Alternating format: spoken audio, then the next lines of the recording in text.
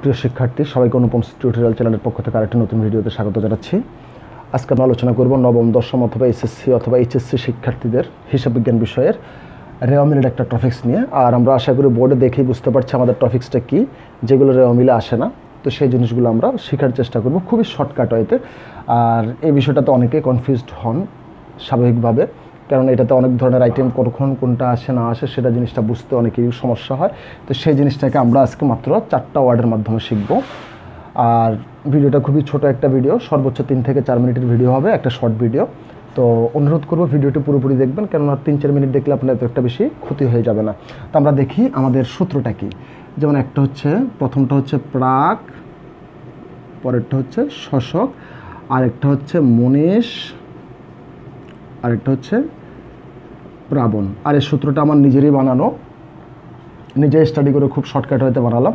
Just এটা মুখস্থ রাখতে হবে আপনাকে, প্রাক শশক মনীষ প্রাবণ, প্রাক শশক মনীষ প্রাবণ, অথবা মনীষ প্রাবণ প্রাক শশক, মনীষ প্রাবণ প্রাক শশক।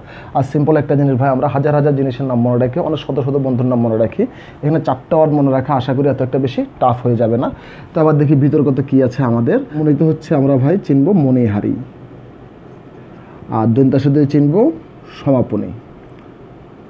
তাহলে আমরা কি পাচ্ছি ভাই, সমাপনী মণিহারি মনীষ দিয়ে পাচ্ছি, তার মানে সমাপনী মণিহারিটা রেওয়ামিলে আসবে না, একটা জিনিস পেয়ে গেলাম।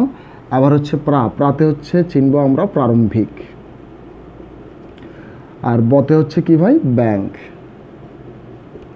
আর নতে হচ্ছে কি ভাই নগদান বা নগদ বা নগদ তহবিল বা নগদ উদ্বৃত্ত, যাই হোক। তার মানে প্রারম্ভিক ব্যাংক অথবা প্রারম্ভিক নগদ রেওয়ামিলে আসে না। তাহলে আমরা দুটো জিনিস শিখে গেলাম। আবার হচ্ছে ভাই প্রাতে হচ্ছে প্রারম্ভিক মজুদ, প্রারম্ভিক মজুদ, আর কতে হচ্ছে ক্রয়, আর দন্তাসাতে হচ্ছে সমাপনী মজুদ,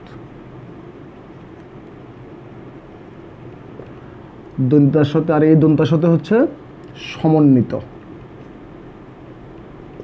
আর এই কতে হচ্ছে ক্রয়। তাহলে আমরা কি দেখতে পাচ্ছি ভাই, এখানে আমরা মনে রাখবো যার সাথে যার সম্পর্কটা আমরা লিখলাম। এখানে প্রারম্ভিকের সাথে ক্রয়ের সম্পর্ক, আর সমাপনী মজুদের সাথে ভাই সমন্বিত ক্রয়ের সম্পর্ক। তো আমরা জানি যার সাথে যার সম্পর্ক থাকে, সাপোজ এ আর বি হচ্ছে খুব ভালো মানের বন্ধু, এখন এর সাথে বির সাথে যেহেতু ভালো মানের সম্পর্ক, এখন এ যেখানে যাবে দেখা যাবে সে বিকে ছাড়া যাবে না, আবার বি যেখানে যাবে দেখা যাবে সে একে ছাড়া যাবে না, অর্থাৎ যার সাথে সম্পর্ক আছে তার সাথে সেই যায়, সেই বসে। যেমন প্রারম্ভিকের সাথে ক্রয়ের সম্পর্ক, তার মানে প্রশ্ন যদি আপনার ক্রয় থাকে মনে রাখতে হবে আপনার রেওয়ামিলে প্রারম্ভিক মজুদটা আসবে, তখন সেক্ষেত্রে সমাপনী মজুদ পণ্য আসবে না। আর প্রশ্ন যদি ক্রয় না থেকে যদি সমন্বিত ক্রয় থাকে, তখন মনে রাখবেন ভাই রেওয়ামিলের সমাপনী মজুদ আসবে, তখন প্রারম্ভিক মজুদ পণ্য আসবে না। এই জিনিসটা আপনারা একটু মনে রাখতে হবে। তাহলে আমি জিনিসটাকে আবারও রিভিউ করে দিচ্ছি। সূত্রটা হচ্ছে প্রাক শশক মনীষ প্রাবণ, প্রাক শশক মনীষ আর প্রাবণ। যেমন মণিতে হচ্ছে মণিহারি, দন্তাসতে হচ্ছে সমাপনী, তার মানে সমাপনী মণিহারি রেওয়ামিলে আসে না। সমাপনী মণিহারি বলতে 30 বা 31 তারিখের যে মণিহারি সেটাকে বলা হয় সমাপনী মণিহারি। আর প্রাবণ দ্বারা কি বুঝলাম ভাই, প্রাতে হচ্ছে প্রারম্ভিক, বতে হচ্ছে ব্যাংক, নতে হচ্ছে নগদ বা নগদ তহবিল বা নগদ উদ্বৃত্ত, তার মানে প্রারম্ভিক ব্যাংক অথবা প্রারম্ভিক নগদ রেওয়ামিলে আসে না। তো আমরা প্রারম্ভিককে আর কীভাবে লেখা যায়, অনেক সময় 1 তারিখ দিয়ে লেখে, যেমন 1 তারিখের ব্যাংক জমা বা 1 তারিখের নগদ তহবিল বা নগদ তহবিল লিখে ব্র্যাকেটে 1 তারিখ দিয়ে দিলে, তাহলে মনে রাখতে হবে প্রারম্ভিক বা 1 তারিখের ব্যাংক এবং নগদ রেওয়ামিলে আসে না। আর উপরেরটা আমরা কীভাবে মনে রাখবো ভাই, সম্পর্কটা মনে রাখবো। যেমন প্রাত হচ্ছে প্রারম্ভিক, রত হচ্ছে ক্রয়, তার মানে প্রারম্ভিক মজুদের সাথে ক্রয়ের সম্পর্ক, যার সাথে যার সম্পর্ক তার সাথে সেই আসে প্রশ্নে।